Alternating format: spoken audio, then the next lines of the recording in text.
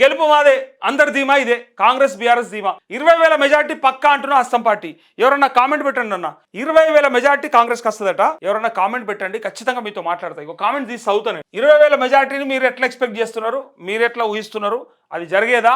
ఇంకా చెప్పాలంటే ఇగో 20,000 మెజార్టీ అంటున్న హస్తం పార్టీ, అధికార పార్టీకి అనుకూలంగానే ఎగ్జిట్ పోల్స్ను లెక్క చేయబోమంటున్న గులాబీ నేతలు. మొన్న వాళ్ళు కూడా అట్లా చెప్పారు, కాంగ్రెస్ వాళ్ళు కూడా మేము కూడా లెక్క చేయము, ఎగ్జిట్ ప్రీపోల్ సర్వేతో మాకు సంబంధం లేదు అని వాళ్ళు కూడా అన్నారు. విజయం తమనే వరిస్తుందని అంచనా, డిపాజిట్కు డోకా లేదంటున్నా బీజేపీ. పాపం బీజేపీ పరిస్థితి ఏడకెళ్ళి ఏడకొచ్చే, డిపాజిట్ వస్తే చాలనుకునే కాడికి వచ్చిర్రు, ఇజ్జత్ పోగొట్టకుండా. ఎందుకంటే నగటం ముందర జారి పడకుండా వేసుకుంటున్నారు వాళ్ళు. జూబ్లీహిల్స్ ఉప ఎన్నికలో గెలుపు తమదేనని ఎవరికి వారు లెక్కలేసుకుంటున్నారు. తామే గెలుస్తున్నామని అటు కాంగ్రెస్ ధీమా వ్యక్తం చేస్తుండగా మంచి మెజార్టీతో తిరిగి విజయం సాధిస్తామని బీఆర్ఎస్ అంచనా వేస్తుంది. తమ గెలుపును అడ్డుకునేందుకు కాంగ్రెస్ పెద్ద ఎత్తున అధికార దుర్వినియోగానికి పాల్పడినా చివరికి విజయం తమనే వరిస్తుందని యాక్చువల్గా గులాబీ పార్టీ స్పష్టం చేస్తుంది. కొంత సైలెంట్ ఓటింగ్ పడ్డది, కొంతమందికి లాగులు దడుస్తున్నాయి తెలుసా మీకు. అది గ్యారంటీ ఏం లేదు, పక్క వాళ్ళు గెలుస్తారన్నంత నమ్మకం కూడా ఏం లేదు. ఇప్పుడు మొన్న కూడా చెప్పిన వాళ్ళకు పర్ఫెక్ట్గా పడే ఓట్లు పర్ఫెక్ట్గానే పడ్డాయి, పడని ఓట్లు పడవు, వీళ్ళకే పడతాయి. కానీ కొన్ని సైలెంట్ ఓట్లు ఉంటాయి, అవి తీసుకునే పైసలు తీసుకున్నా, చెప్పిన మాటలు చెప్పినా, ఏ అన్న నీకెందుకు పోయే, నీకే పో, నీ వెనకనే పో, నువ్వు కాకపోతే ఓలవుతారు అని చెప్పి మరి పోయి దొంగ దెబ్బ తీసేటోళ్ళు చాలామంది ఉంటారు. సొంతంగా వాళ్ళ కార్యకర్తలు కూడా ఉంటారు, అందులో కూడా ఉంటారు నాయకులు. ఇసొంటోడు గెలవకున్నా సరే అని చెప్పి కూడా లైట్ తీసుకుంటూ ఉంటారు. పైగా చెప్పిన కదా ఇందాక, కొంతమంది నాయకులే అట్లాంటి భావనతో ఉన్నారు అన్నాక అరే లైట్ తీసుకోర్రా భయ వదిలేస్తారు. అట్లా కూడా జరిగే ఛాన్స్ ఉంటుంది. సైలెంట్ ఓటింగ్ కనుక ప్రభుత్వానికి వ్యతిరేకంగా పడితే యాక్చువల్గా ఇలా ఇంకొక హోప్ ఉంటుంది. ఒక 10 to 15% పోలింగ్ పర్సంటేజ్ పెరిగి ఉంటే డెఫినెట్గా అసంతృప్తి ఓటే అని అనుకునేటోళ్ళు, ప్రభుత్వానికి వ్యతిరేకంగా పడే ఓటే అనుకుంటోళ్ళు. వాళ్ళకు బయటకొచ్చి అడిగే అదే లేదు, బయటకొచ్చి ఓటేసే దమ్మే లేదు.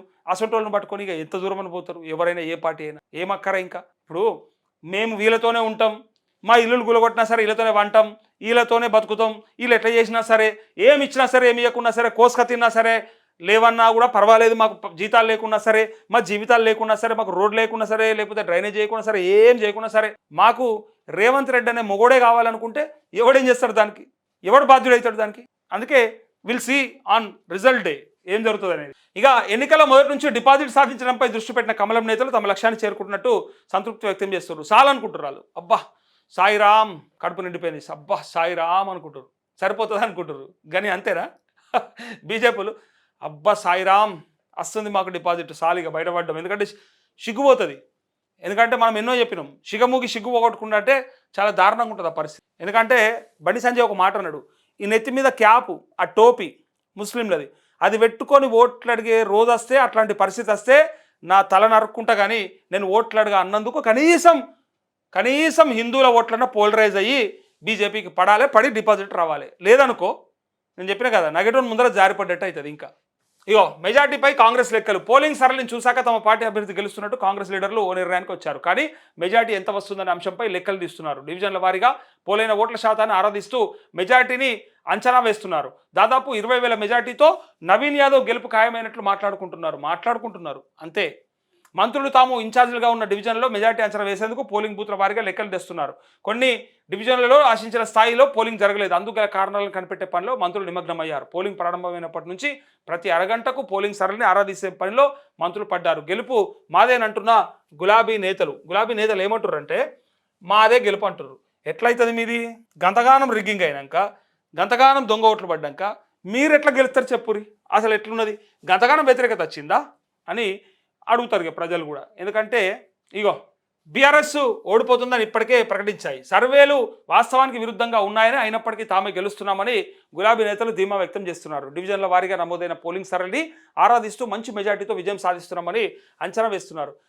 బీఆర్ఎస్ కూడా 16,000 కంటే ఎక్కువ మెజార్టీ వస్తుందని చెప్తున్నారు. అంటే గతంలో, ఎందుకంటే 16,000 ఇంతకుముందు వచ్చింది, ఇప్పుడు 16,000కి ఇంకా మిక్కిలు వస్తుంది, మించి వస్తుంది మాకని వాళ్ళు అంటున్నారు. కానీ అంత సీన్లే ఎవరికైనా కూడా 5-6,000. నేను చెప్పిన వీళ్ళు గెలిచిన 5-6,000, వాళ్ళు గెలిచిన 5-6,000. యాక్చువల్గా బీఆర్ఎస్ ఒక 5-6,000తో బయటపడుతుండే.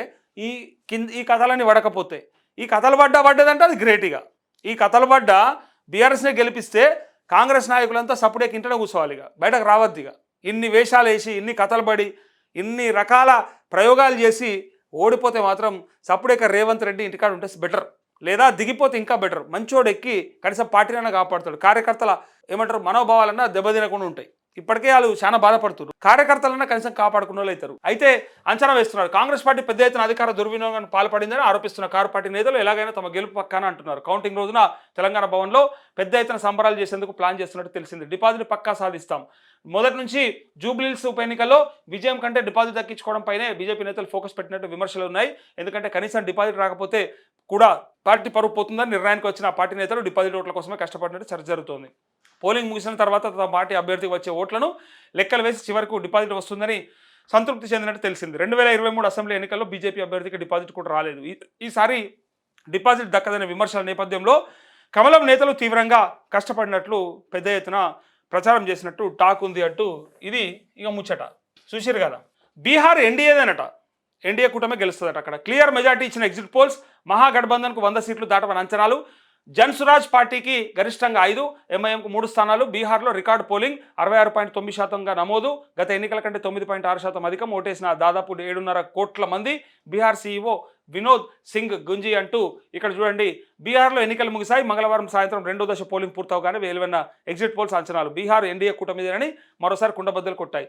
ఇగో దేశమంతా కాంగ్రెస్ని వ్యతిరేకిస్తుంటే మన దగ్గర మాత్రం జూబ్లీహిల్స్లో మాత్రం కాంగ్రెస్ కోటేసారట మన జనాలు. ఇక్కడ చూడరు. ఇక ఈసారి బీహార్ ప్రజలు మార్పు కోరుకుంటున్నారని, అధికార మార్పిడి తప్పదని ఎన్నికల ముందు పెద్ద ఎత్తున ప్రచారం జరిగింది. కానీ అంచనాలు తలకిందులు చేస్తూ బీహార్ ఓటర్లు తీర్పిచ్చినట్టు తెలుస్తోంది. మరోసారి జేడీయూ బీజేపీ కూటమికి బీహార్ ఓటర్లు పట్టం కట్టారని ఈ ఎగ్జిట్ పోల్స్ అంచనాలను బట్టి అర్థమవుతోంది. 243 స్థానాలున్న అసెంబ్లీ స్థానాలున్న బీహార్లో ఈ నెల 6న తొలి విడత, 11న మలి విడత పోలింగ్ జరగగా ఫలితాలు 14న విడుదల కానున్నాయి. రాష్ట్ర ప్రభుత్వ ఏర్పాటు కనీసం 122 సీట్లు అవసరం అంటూ ఇక్కడ బీహార్లో ఎగ్జిట్ పోల్ సర్వేలు ఏమిచ్చినాయంటే మ్యాట్రిజ్ ఏమో 147 to 167 ఎన్డీఏకి వస్తుందని చెప్పింది. కానీ మహాగఠబంధన్కు 70 నుంచి 90 అనట. పీ మార్క్ ఏమో 142 నుంచి 162 ఇస్తే ఎన్డీఏకు, మహాగఠబంధన్కు 80 నుంచి 98 అట. పీపుల్స్ పల్స్ 133 నుంచి 159 ఇస్తే 75 to 101 మహాగఠబంధన్కి ఇస్తారట. చాణక్య స్ట్రాటజీస్ వచ్చి 130 to 138 ఇస్తే 100 నుంచి 108 మహాగఠబంధన్ కట. దైనిక్ భాస్కర్ వచ్చి 145 నుంచి 160 ఇస్తే 73 నుంచి 91. జేవీసీ 135 నుంచి 150కి ఇస్తే ఎన్డీఏకు 88 నుంచి 103 వరకు మహాగఠబంధన్కి ఇచ్చి జన్సురాజ్ పార్టీకి కూడా ఒక 5 సీట్ల వరకు వస్తాయని కొన్ని సర్వేలు చెప్తూ ఇతరులు కూడా కొంత 5-6 సీట్ల వరకు కొడతారని చెప్తున్నారు. సో మొత్తానికి ఇక్కడ ఎన్డీఏ కూటమి గెలవబోతుందంటూ చెప్తా ఉన్నటువంటి సందర్భాన్ని చూస్తే దేశమంతా కాంగ్రెస్ని వ్యతిరేకిద్దాం, కాంగ్రెస్కి ఓటేయొద్దని అనుకున్న సందర్భంలో మన జూబ్లీహిల్స్ ప్రజలు మాత్రం కాంగ్రెస్ని గెలిపిద్దామని కంకణం కట్టుకురట.